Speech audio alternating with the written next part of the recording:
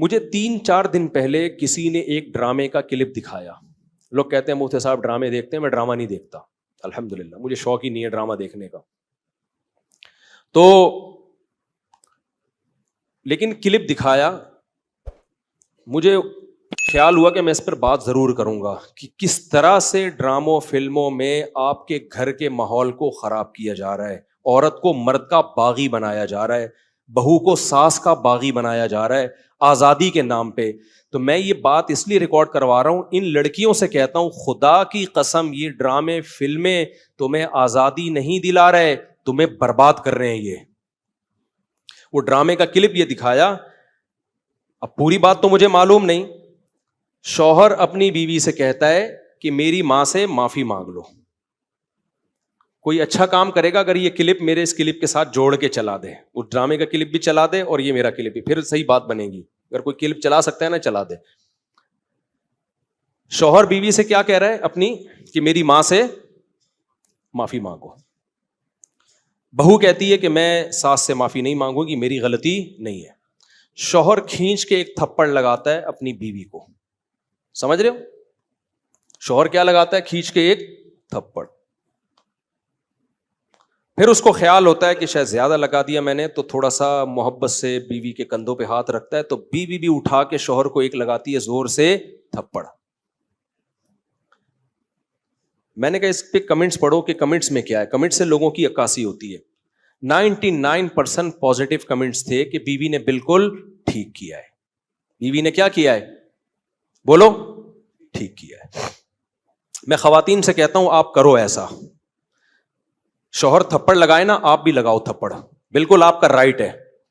اس کے بعد لا الہ الا اللہ محمد الرسول اللہ, میں حلفیہ بولتا ہوں, شوہر سے محبت کی امید مت رکھو, وہ تمہیں سیکس کا ایک آلہ سمجھ کے یوز کرے گا. خدا کی قسم, ایک انسٹرومنٹ جو بازاروں سے ملتے ہیں نا, اس کے علاوہ تمہارا اپنے شوہر سے 2% کا رشتہ نہیں ہوگا. یہاں ہو سکتا ہے اگلا ڈرامہ یہ لوگ اس پہ بنا لیں یا بنا بھی لیا ہو کہ نہ ہو, ہمیں شوہر کی ضرورت نہیں ہے. میں نہیں کہہ رہا کہ شوہر نے تھپڑ مار کے اچھا کام کیا. ڈرامہ اگر خاندان کو جوڑنا سکھاتا نا تو کیسے بناتا ڈرامہ, وہ میں ابھی بتاؤں گا آپ کو. مجھ سے پوچھ کے بناتا نا تو میں بتاتا اس طرح سے بناؤ ڈرامہ, اس طرح سے معاشرے کی اصلاح ہوگی. یہ جو آپ نے رپلائی دکھا دیا نا کہ شوہر نے تھپڑ مارا اور اٹھا کے بیوی نے بھی تھپڑ, تو جنہوں نے مجھے کہا نا, میں نے کہا ان کے یہ بولو کہ لندن میں باپ بھی بچوں پہ ہاتھ نہیں اٹھا سکتا. سمجھ رہے ہو نا, ماں بھی بچوں پہ ہاتھ نہیں اٹھا سکتی. لندن کی مثالیں دینی ہے تو پھر پوری مثالیں دیا کرو. لندن میں یہ نہیں ہو سکتا کہ شوہر بیوی کا خرچہ اٹھائے. لندن میں شوہر بیوی کا خرچہ نہیں اٹھاتا. لندن میں شوہر بیویوں سے بچے پیدا نہیں کرتے. لندن میں مرد بیوی سے شادی کرتا ہے 55 سال کی عمر میں. 25 سال کے لونڈے ان انگریز عورتوں کو نہیں ملتے. لندن میں ایک آدمی 100 عورتوں سے منہ کالا کر کے جب تھک کے بڈھا ہو جاتا ہے نا, پھر بیوی سے شادی کرتا ہے جا کے. وہ جب لندن کو لینا ہے تو پورا لو لندن کو میرے بھائی, آدھا بولتے کیوں نہیں لو, آدھا نہیں لو. لندن میں انگریز بڈھے بیوی سے وفا کرتے ہیں, 100% کرتے ہیں. 50-55 سال کی عمر میں جب بڈھے ہو جاتے ہیں, 22 سال کا لونڈا بیوی سے وفا کرے اور شادی کر کے اس کا خرچہ اٹھائے. یہ آپ کو انڈا موڑ پہ اس کی مثالیں ملیں گی, اس کی مثالیں آپ کو لندن میں نہیں ملیں گی. سمجھ رہے ہو, ہم غریبوں کے یہاں مثال, میرے بھانجوں نے شادی کی, ایک 20 سال ایک 22 سال, تو 3-4 سال سے وفا کر رہے ہیں, کسی عورت سے ان کا ریلیشن نہیں ہے. یہ لندن میں مثالیں نہیں ملیں گی. ملیں گی 55 سال کے بڈھوں کی ملیں گی, جب کسی کام کے رہے نہیں تو بیوی سے, وہ کہتے ہیں بیوی سے گورا وفا کرتا ہے. حضرت آپ لندن سے آئے ہیں نا, صحیح کہہ رہا ہوں غلط کہہ رہا ہوں؟ تو یہ لندن کی نا ڈراموں فلمیں بہت دکھا رہے ہیں, لندن میں عورت پہ ہاتھ نہیں اٹھا سکتے. امریکہ میں کوئی ہاتھ اٹھا کے دیکھے تو او بھائی نہیں اٹھا سکتے, لیکن وہاں ماں بچے کو بھی چماٹ مار کے تو دیکھے. میرے پاس لندن سے عورتوں کے فون آئے, چیخ رہی ہیں فونوں پہ, کہہ رہے میں نے, ماں کہہ رہی ہے جس بیٹی کو میں نے پالا جوان کیا, ایک راتوں کو اس کے لیے جاگی, موبائل اس کے ہاتھ سے چھیننے کے لیے تھپڑ مارا اور اس نے مجھے جیل بھجوا دیا. تو لندن پورا فالو کرو. سمجھ رہے ہو, ان عورتوں سے کہتا ہوں کہ تمہاری بھی اولادیں ہوں گی تو وہ کیا کہ جس, اب یہ ڈرامے میں جو دکھا رہا ہے نا, بیوی میں بھی اٹھا کے کیا لگا دیا, شوہر کو چماٹ. تو نیچے 99% کمنٹس جو ہیں پازیٹو کہ بہترین کام کیا. ایسے مرد کا یہی علاج ہونا چاہیے. ساس کو بہو پہ کوئی حق نہیں ہے, وہ کیوں معافی مانگے. مجھے لگا کہ اس قدر زہریلی یہ تحریک چل رہی ہے نا گھروں کو تباہ کرنے میں, گھروں کو بگاڑنے میں, کہ کسی مولوی کے 4 گھنٹوں کے بیان, درس قرآن ایک طرف, اور یہ ایک چھوٹا سا کلپ گھروں میں آگ لگانے کے لیے ایک طرف. اگر اس ڈرامے والوں میں تھوڑی سی غیرت ہوتی نا, گھر جوڑنا چاہتے, تو کیا دکھاتے وہ؟ شوہر بیوی سے کہہ رہا ہے میری ماں سے معافی مانگو, تو ڈرامے والا دکھاتا کہ بہو کی غلطی نہیں ہے, لیکن یہ سوچ کے اس نے معافی مانگ لی کہ اس کا مقام اللہ نے مجھ سے بڑا بنایا. ہم نے تو اپنے بزرگوں سے یہ سیکھا ہے, کوئی بات نہیں یار, میرے شوہر کی کیا ہے, یہ بولو نا, ماں ہے, نہیں بھی ہے مانگ لو, چھوٹے بن جاؤ. ہاں ساس بار بار ٹارچر کر رہی ہے, زہر اگل رہی ہے, وہ ایک الگ بات ہے, اس کا حل تو پھر یہ کہ الگ رہو, پھر بھی چماٹا نہیں ہے, تھپڑ پھر بھی نہیں بنتا. اس کو حل یہ کہ بھائی الگ, شریعت بھی یہی کہتی ہے اگر ساس بہت زیادہ ذہنی طور پہ ٹارچر کر رہی ہے تو بھائی کہاں رہو, پھر شوہر کو حکم ہے کہ بیوی کو الگ لے کے رکھے. نارملی ہر گھر میں اونچ نیچ ہوتی ہے, تو اگر ساس نے کچھ غلطی کر لی ہے تو چھوٹوں کو چاہیے کہ وہ کیا کر لیں, بھائی غلطی نہیں بھی ہے تو مان لیں. مجھے یاد ہے ہمارے استاذ نے ایک دفعہ مجھ سے کہا, یہ چیزیں مدرسوں میں بھی سکھائی جاتی ہیں, پہلے ہمارے گھروں میں بھی سکھائی جاتی تھیں, اب ختم ہوتی جا رہی ہیں سوسائٹی میں. اب اولادوں کو, چھوٹوں کو باغی بنایا جا رہا ہے بڑوں کے مقابلے میں. مجھے یاد ہے میرے استاذ نے ایک دفعہ مجھے کہا, میں شاگرد تھا, مجھے انہوں نے کہا کہ چائے بنا کے لے آؤ, دودھ کی چائے نا. میں دودھ کی چائے بنا کے لے آیا. وہ میری تربیت کرنا چاہ رہے تھے. انہوں نے کہا میں نے تو آپ سے گرین ٹی کا بولا تھا, آپ نے گرین ٹی کا نہیں, آپ نے دودھ کی چائے کا بولا تھا. کہہ رہے ہیں یار دودھ کی چائے کیسے, میں تو گرین ٹی کا ٹائم ہے یہ. وہ مجھ سے کھیل رہے تھے, تربیت کرنا چاہ رہے تھے. میں نے کہا نہیں جی, اب میں بحث میں لگا ہوا ہوں. میں نے کہا نہیں بھائی آپ نے گرین ٹی کا بولا تھا. کہہ رہے ہیں یار, میں نے کہا آپ نے دودھ کی چائے کا بولا. کہہ رہے ہیں یار میں گرین ٹی کس وقت پیتا ہوں, میں بحث پہ بحث, بحث پہ بحث, بحث پہ بحث, میں نہیں مانا. تو وہ پھر ہنسنے لگے نا. میں باہر آیا تو پھر انہوں نے دوسرے شاگرد سے بولا اس کو جا کے سمجھاؤ کہ مجھے پتا ہے میں نے دودھ کی چائے ہی کا بولا ہے, میں آپ کی تربیت کرنا چاہ رہا ہوں. اگر میں ایک بات پہ اڑ گیا ہوں, میں آپ کا استاذ ہوں, میں آپ سے عمر میں 20 سال بڑا ہوں, تو آپ بولو سوری. کیا بولو؟ سوری. چلے مجھ سے سننے میں غلطی ہوئی ہوگی, میں گرین ٹی بنا کے لے آتا ہوں. کیا خیال ہے, کتنا ٹائم لگے گا اس میں یار؟ اس غلطی پہ کوئی آپ کو پھانسی کے پھندے پہ تھوڑی لٹکا رہے ہیں, یا کوئی آپ کے خلاف فتویٰ تھوڑی لکھ کے دے رہے ہیں کہ اس کمبخت کو میں نے گرین ٹی کا بولا اور یہ دودھ کی چائے بنا کے لے آیا, لہذا یہ دائرہ اسلام سے خارج ہے, اس کو مدرسے سے نکالو, اس کو تھپڑ مارو, اس کو الٹا لٹکا کے چترول لگاؤ, اس بدتمیز ہے. بھائی کچھ بھی نہیں ہو رہا نا. ایک بحث کرنے کے بجائے بحث ختم کرنے کا طریقہ یہ ہے کہ آپ بول دو سوری, مجھ سے سننے میں کیا ہوئی ہوگی, غلطی ہوئی ہوگی, ختم, قصہ ختم. بھائی آپ چھوٹے بن جاؤ اور بڑے کو کیا بنا لو بڑا. مجھے اس سے اتنی عبرت ہوئی نا, میں نے کہا یار میری غلطی ہے. یہ وہ ڈرامہ تھا جو سوسائٹی میں اصلاح پیدا کرنے کے لیے تھا. یہ بھی ایک ڈرامہ ہی رچایا ہے نا انہوں نے. اس کا اثر کیا ہوا؟ ایک دفعہ میرے ٹیچر سے غلطی ہوئی تو ہمارے حضرت نے انکوائری کرنا شروع کر دی کہ غلطی کس کی ہے, شاگرد کی غلطی ہے یا ٹیچر کی. اللہ کی قسم میں نے وہ اپنے اوپر ڈال دی, کیونکہ میرے ذہن میں یہ واقعہ تھا کہ بڑے کی غلطی کس پہ ڈال دو. ایسا نہیں کہ کوئی بہت ہی کوئی فحش کام کیا اور آپ بولو میں نے کیا. ایسا نہیں ہو کہ اس نے چوری کی ہے اور آپ بولو آپ اپنا ہاتھ کٹوا کے بیٹھے. وہ چھوٹی موٹی چیزیں جو اونچ نیچ ہوتی رہتی ہیں, اب وہ مسٹیک ان کی تھی. اب مجھے پتا تھا کہ اگر میں نے ان پہ ڈال دی تو بہت سخت ناراض ہوں گے, تو میں اپنے اوپر ڈال دوں. ہم چھوٹے ہیں بھائی, بچوں سے ایسی غلطیاں ہو جاتی ہیں. تو ہمارے حضرت مفتی رشید احمد صاحب نے سختی سے پوچھا یہ آپ کی غلطی ہے ان کی غلطی؟ میں نے کہا حضرت میری غلطی ہے. حضرت نے مجھے ڈانٹ لگائی, مجھے تھوڑی دیر کھڑا کیا سزا میں, پھر فرمایا ایک ٹانگ پہ کھڑے ہو جاؤ. تھوڑی دیر ایک ٹانگ پہ کھڑا کیا, پھر بٹھا دیا. 2-3 دن تک تنبیہ کرتے رہے, آپ نے یہ کیوں کیا, آپ کو یہ غلطی نہیں کرنی چاہیے تھی. میں نے کہا آئندہ احتیاط کروں گا. 2-3 دن کے بعد ختم. غلطیوں کو بھی زیادہ نہیں کھینچنا چاہیے نا, ہو گئی ختم کرو, مٹی ڈالو یار, ختم. اس کے بعد ہمارے انہی استاذ کو نا جنہوں نے مجھے دودھ کی چائے کا بولا تھا, انہوں نے پھر الگ سے انکوائری کی. پھر پتا چلا غلطی میری نہیں تھی, کس کی تھی. وہ اتنا خوش ہوئے, اتنا خوش ہوئے, اتنا خوش ہوئے. انہوں نے کہا ویل ڈن, ٹھیک ہے نا. تو سوسائٹی کی جب اصلاح کرنا چاہتے ہو تو چھوٹے کو سمجھایا جاتا ہے یار بڑا بڑا کس بات کا ہے, وہ چھوٹی موٹی اونچ نیچ گھر میں ساسوں سے ہو جاتی ہے, کیا کرو, اگنور کرو. تو ڈرامے نے اگر اصلاح کرنی ہوتی نا, تو ساس اگر غلطی کرتی تو بہو کو یہ سمجھایا جاتا, یہ دکھایا جاتا کہ دیکھو غلطی ساس کی تھی مگر بہو نے کیا کر دیا, اپنے اوپر ڈال دی. ٹھیک ہے, میں ہر ساس کی بات نہیں کر رہا, بعض ہیں تو بہت ٹارچر, ہمیں بھی اس سوسائٹی میں پلے بڑے ہیں, ہمیں پتا ہے گھروں میں کیا ہوتا ہے.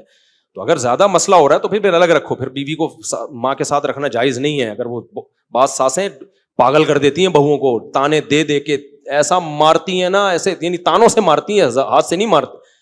ہاتھ سے مارے نا تو نظر آ رہا ہوتا ہے. تانے, عورتوں کے تانے ایسے ہوتے ہیں کہ تمہاری سوچ جہاں ختم ہوتی ہے نا وہاں سے ان کے تانے شروع ہوتے ہیں. وہ میں اور آپ سوچ بھی نہیں سکتے.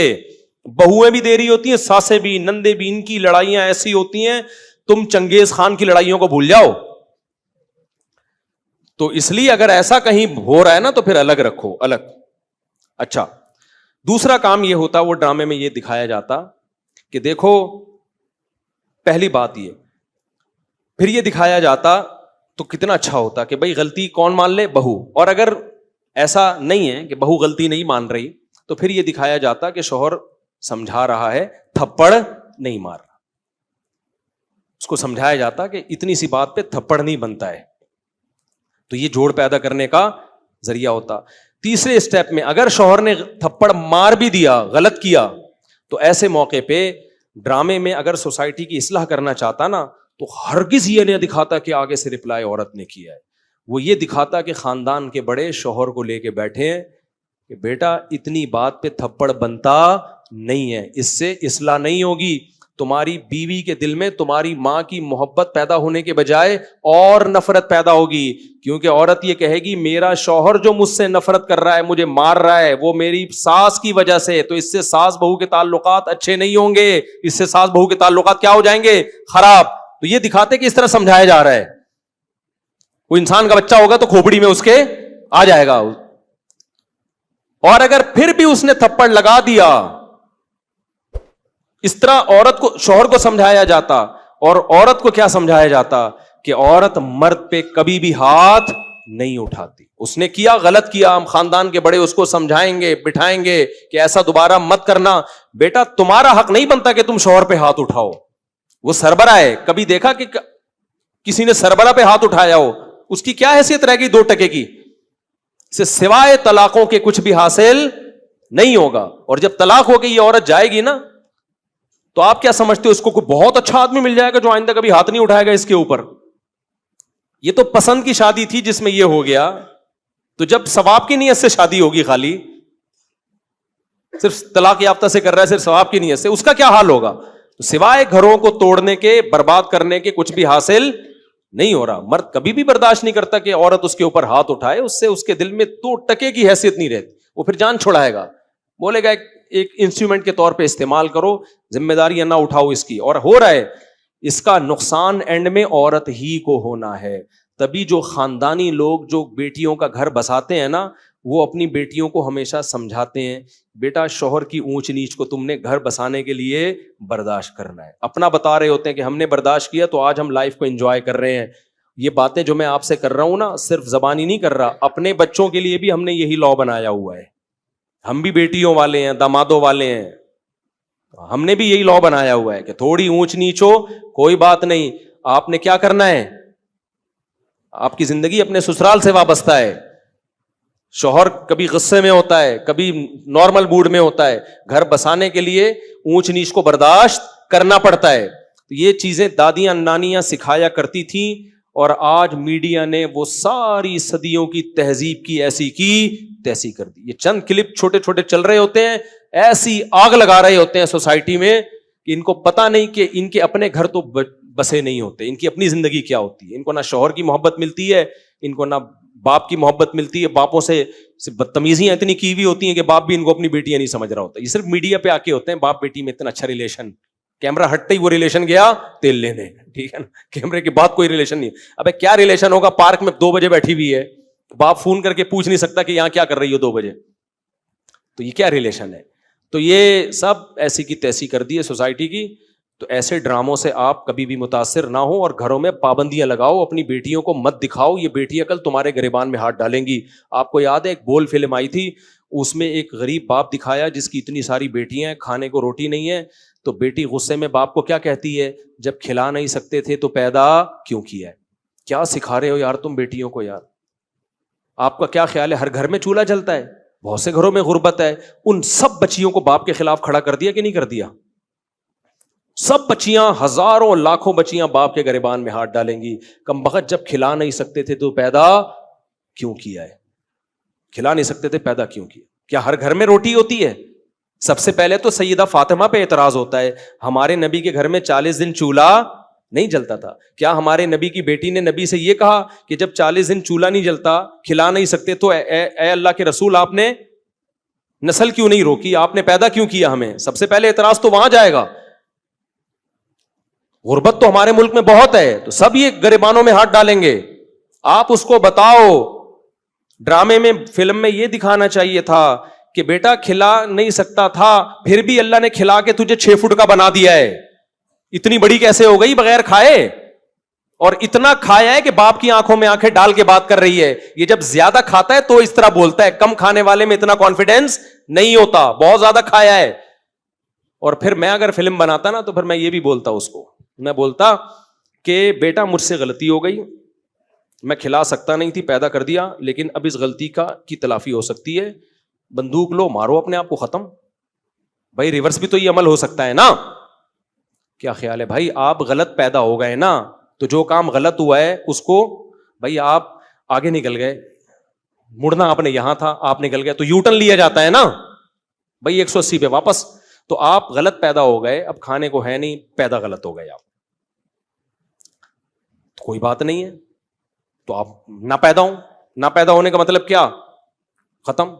1 سیکنڈ آپ کہہ سکتے ہو موت کی تکلیف ہوتی ہے بھائی, یوں اٹھا, رپورٹ یہ ہے کہ ایسے تکلیف 1 سیکنڈ کی ہوگی, مر جائے گا. تو غربت کی تکلیف سے تو اچھا ہے نا, تو یوں کرو, ختم.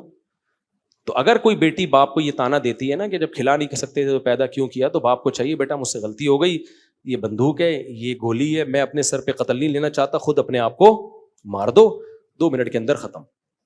آپ کہہ سکتے ہیں بہت سے غریب خودکشیاں کرتے بھی تو ہیں, خودکشیوں کا ریشو غریبوں سے زیادہ امیروں میں ہے, یہ ذہن میں رکھنا. خودکشیوں کا ریشو غریبوں سے زیادہ کس میں ہے؟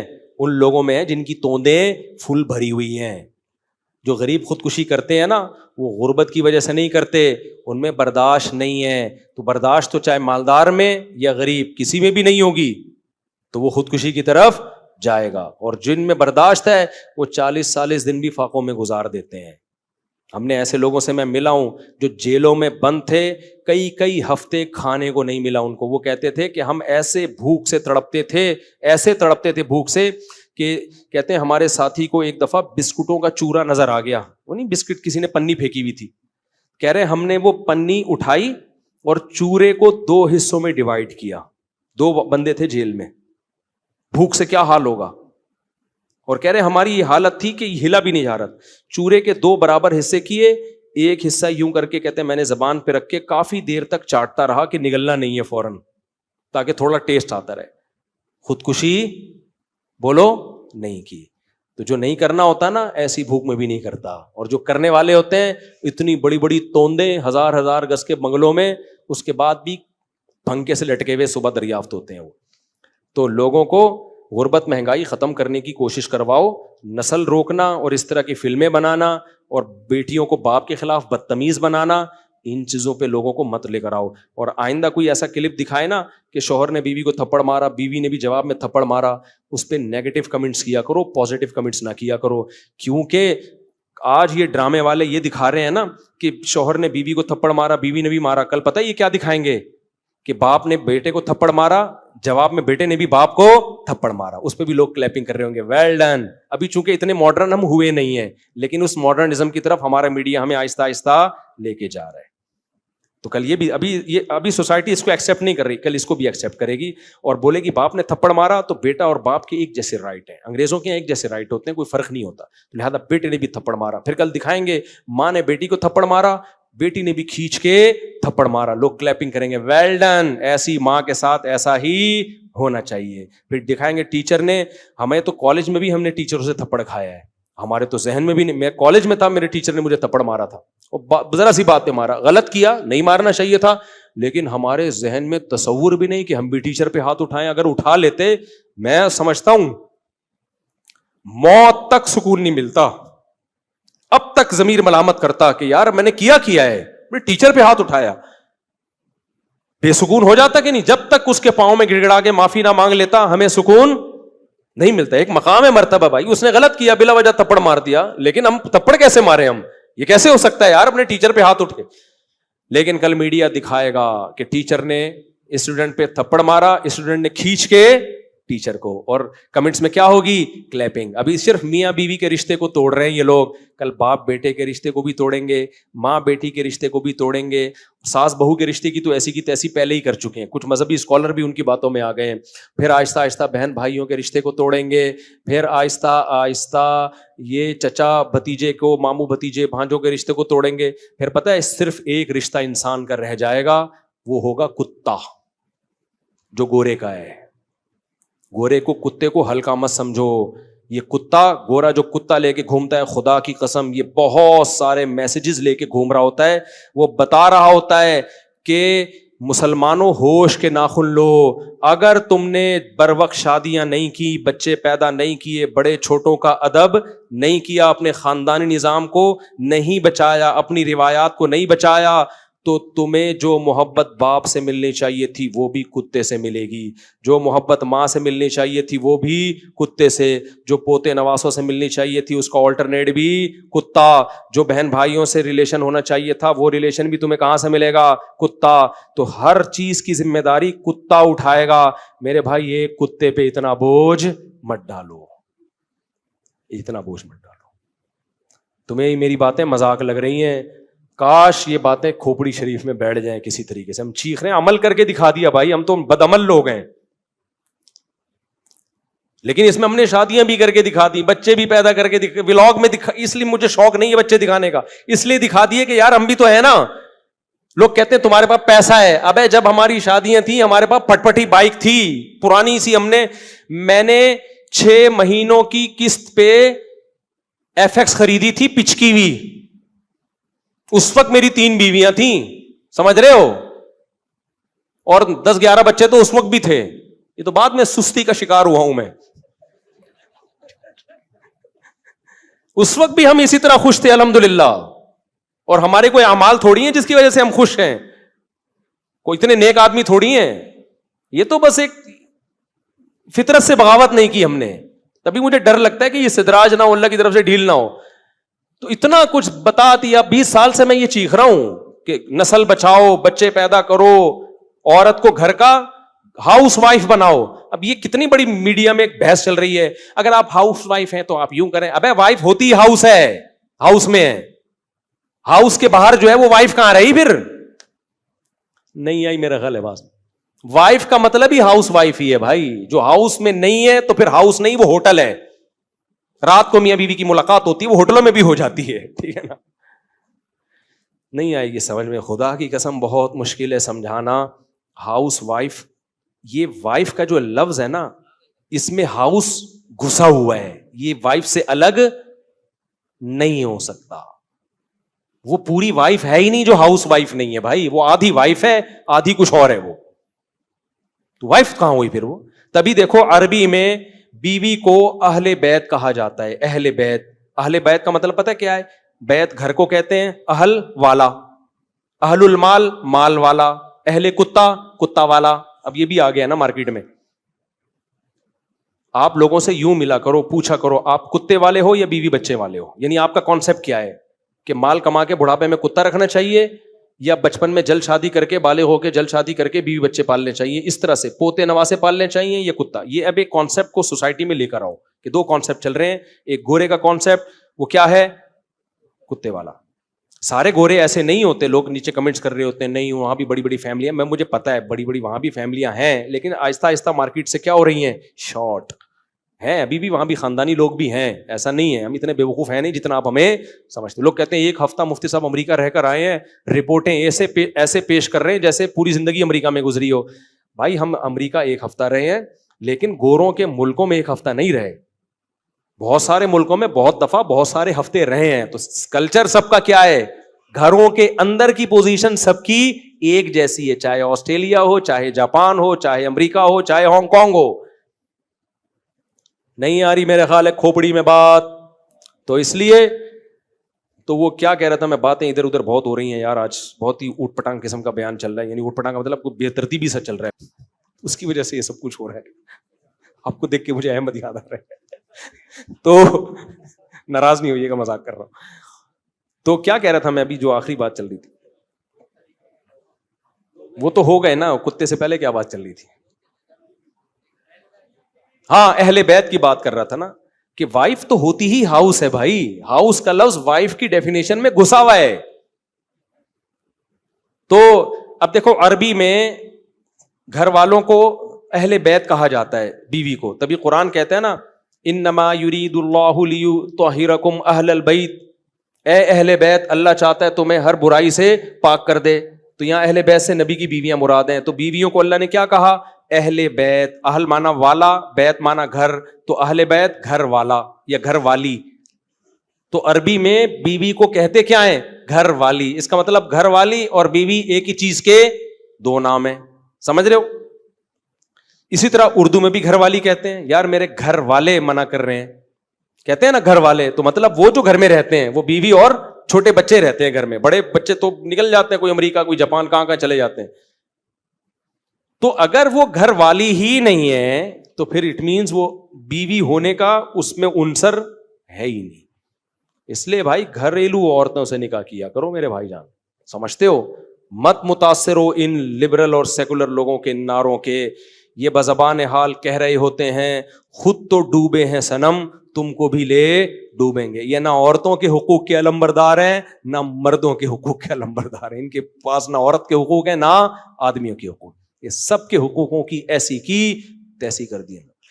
میرا نام عامر اعجاز ہے, میں آپ کا بہت بڑا فین ہوں. کورنگی کراسنگ میں رہائش پذیر ہوں. اسٹیل دودھ والی, اچھا یہ تو وہی دودھ والی بکریاں, آپ سے ہم خریدیں گے دودھ والی بکریاں, فری میں نہیں لیں گے انشاءاللہ. دودھ والی بکریاں, دودھ والی بکری کا بزنس بہت ٹائٹ ہے. میرا خود ارادہ ہو رہا ہے اب میں اس کو بزنس کروں یار, دودھ والی بکریوں کا. اصلی شہد کی پہچان یہ ہے کہ چھتے سے توڑ کے آپ خود لے کر آئے ہو, کسی لیب میں نہیں پتا چلتا, یہ ذہن میں رکھنا. نہ اصلی شہد کا ذائقہ بعد دفعہ خراب ہوتا ہے, یعنی خراب سے مراد نقلی نہیں. اصلی شہد کی علامت ہے جمے گا. جو جم نہیں رہا اس کا مطلب گڑبڑ ہے, کیمیکل ڈالے ہوئے ہیں. کوئی بھی لکوڈ چیز ہوگی وہ ٹھنڈ میں جمے گی. البتہ جو بیر کا شہد ہے وہ ذرا مشکل سے جمتا ہے, وہ جلدی نہیں جمتا. اور پلوسا درخت کا شہد ہے KPK میں, وہ گرمیوں میں بھی جم جاتا ہے. لوگ کہتے ہیں نقلی ہے, تو لہذا اس کو نہ جمانے کے لیے اس میں چیزیں ڈالی جاتی ہیں, پھر نہیں جمتا. لوگ کہتے ہیں اصلی ہے. تو ہم لوگ بہت بے وقوف لوگ ہیں. ان کو تبھی تو میرا شہد کا بزنس کا بیڑا غرق ہو گیا. میں اصلی شہد بیچتا تھا, چلا ہی نہیں. ایکسپورٹ کرنے لگا تھا میں. ایک پارٹی آئی میرے پاس, میں نے ان کو شہد دیا, بتایا کہ یہ اوریجنل ہے. تو انہوں نے کیا کیا, وہ رکھے جم گیا. آ کے کہنے یہ تو چینی ہے, جما ہوا ہے. حالانکہ وہ چینی نہیں تھی, وہ موم کے وہ ہو جاتے ہیں. تو انہوں نے کہا نہیں یہ نہیں چاہیے. میں نے کہا مرضی ہے بھائی آپ کی. پھر کہتے ہیں آپ مولانا ہو کے یہ کام کر رہے ہو. میں نے کہا مولانا ہو کے یہ کر رہا ہوں, مولانا نہیں ہوتا تو میں اس میں کیمیکل ڈال کے اس کو جمنے سے بچا رہا ہوتا. سمجھتے ہو کہ نہیں. تو ہم نے پھر اندازہ لگا لیا کہ پاکستان میں اگر کوئی خالص چیز بیچ رہا ہے تو وہ دنیا کا سب سے بڑا احمق اور سب سے بڑا بے وقوف ہے. یہاں خالص چیز سوسائٹی میں چلے گی نہیں. اب بکری کے دودھ کے بھی کچھ لوگ بزنس کر رہے ہیں. تو میرا اپنا بھی ارادہ ہوا کہ ایک شوق بھی ہے, تو چلو اسی شوق کو بزنس بنا لو.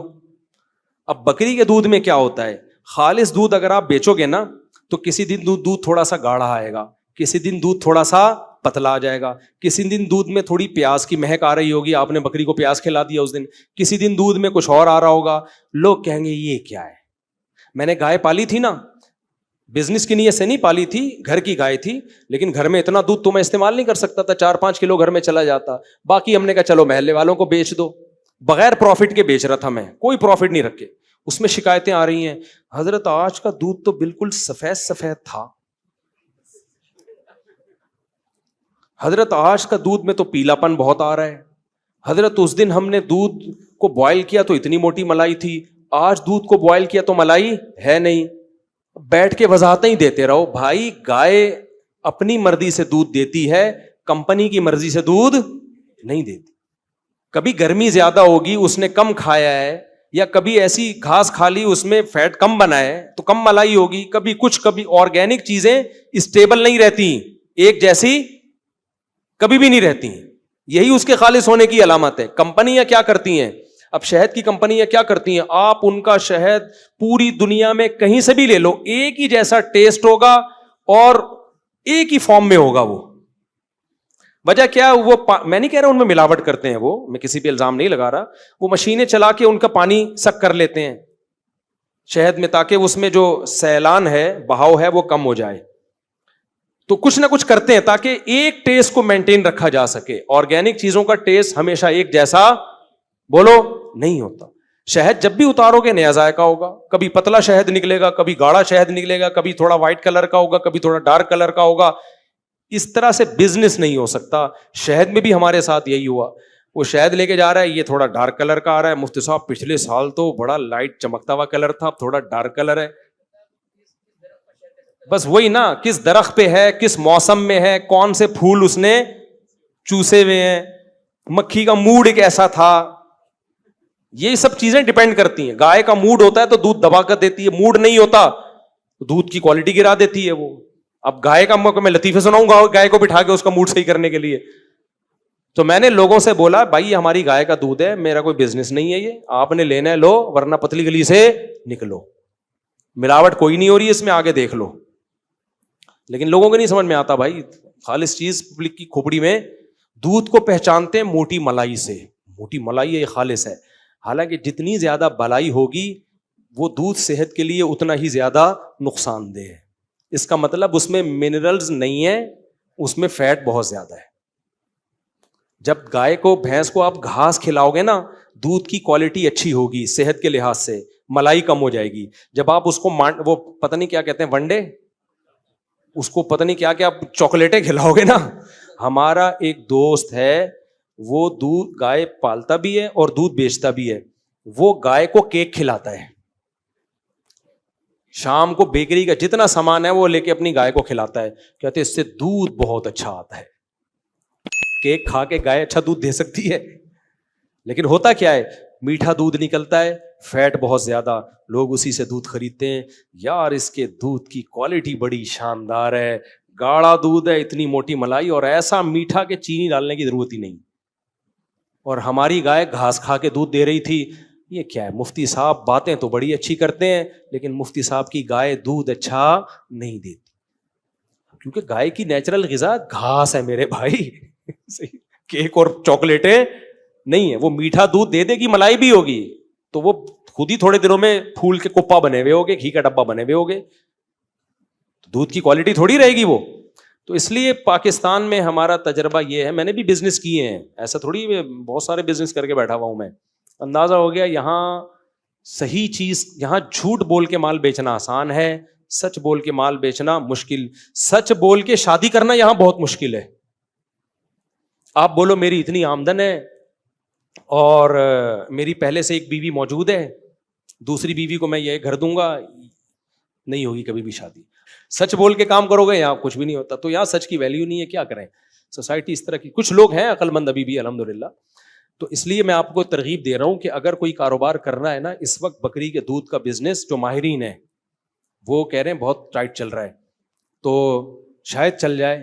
لیکن وہ لوگ بھی کہتے ہیں کہ کچھ نہ کچھ اس کو مینٹین رکھا. آپ نہ کرو, آپ بولو یار تھوڑا پروفٹ ہوگا لیکن چیز کیا ہوگی, خالص. اچھا جو زیادہ باتیں کر رہا ہوتا ہے نا خالص خالص, اسی سے زیادہ ڈر بھی لگتا ہے مجھے, کیونکہ زبان پہ اعتماد ہی ختم ہو گیا لوگوں کے.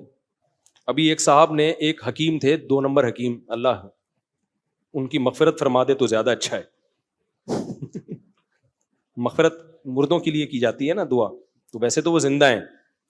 انہوں نے ہمارے کسی دوست کو کوئی نسخہ دیا, وہ سست رہتے تھے نا, سستی رہتی تھی ان میں, تو کووڈ کرونا کے دنوں میں نہیں جب یہ چل رہا تھا بڑا, وہ تھوڑا ڈپریشن میں بھی گئے ہوئے تھے, تو ایک حکیم صاحب نے ان کو دوا دے دی. حکیم صاحب نے ان کو بولا کہ یہ اتنی سی چٹکی کھا لیا کرو.